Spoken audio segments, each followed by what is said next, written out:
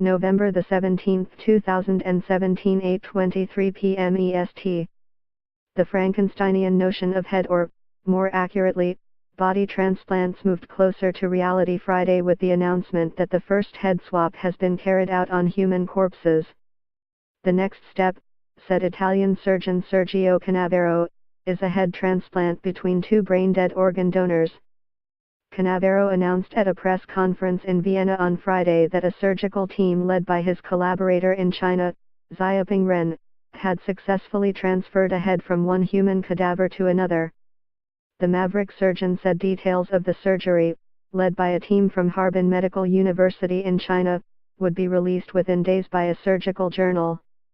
After experimenting on mice, rats, dogs and primates, the first full rehearsal on a human body has taken place, Canavero announced with his signature theatrical flair.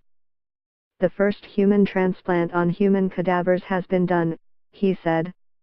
A full head swap between brain-dead organ donors is the next stage, he said, adding that an operation on a live human being will be imminent. Today we stand on the brink of a revolution, not only in medicine but in human life as well. According to Canavero, the transfer of heads between corpses took 18 hours, half the anticipated time. Ren, he said, was absolutely satisfied with the results. In May, Canavero and Ren published a ghoulish account of experiments that involved transplanting the heads of small donor rats onto the back of the neck of bigger, recipient rats. 14 of the freakish pairings survived for an average of 36 hours. Reporting in the journal CNS Neuroscience and Therapeutics, Canavero said a special pump and silicone tubes were used throughout the rat surgeries to ensure adequate blood supply to the donor's brain while the head was being connected to the recipient. The whole operation process preserves the carotid arteries, jugular veins and vertebral arteries, they reported. Canavero is the audacious and controversial creator of Heaven, the head anastomosis venture project.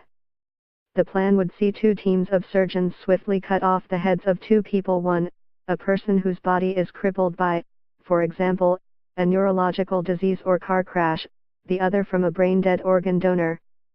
The healthy head would be shifted onto the donor body using a custom-made swivel crane.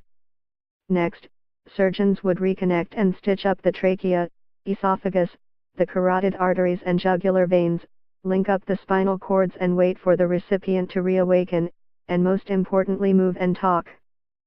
Bioethicists have accused the Noggin Exchange surgeon of being reckless. Transplant surgeons say nobody has been able to repair a spinal cord that has been cut clean through.